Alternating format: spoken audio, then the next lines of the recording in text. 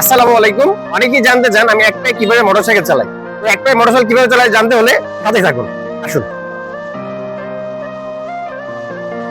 আমার হচ্ছে এক পা, আমার এক পায়ের ব্যালেন্স খুব কম, যে কারণে আমি দুই চাকা মোটরসাইকেল চালাতে পারি না। তো যে কারণে আমি কি করছি, যে আমার মোটরসাইকেল যেটা আছে সেটাকে আমি মডিফাই করে তিন চাকা বানাই নিলাম। আপনারা আসলে দেখতে পারবেন।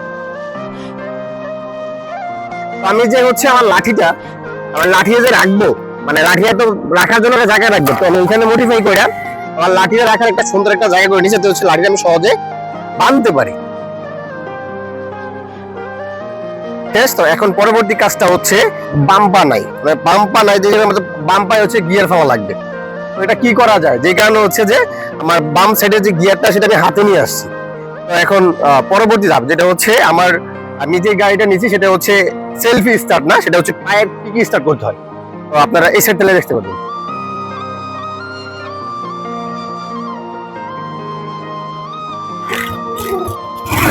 স্টার্ট দিয়া এই যে আমি এই সাইড থেকে গিয়ার ফেলায়, এই যে জো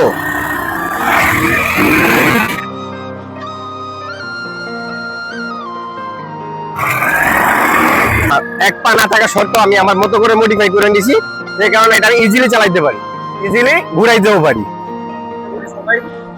ধন্যবাদ।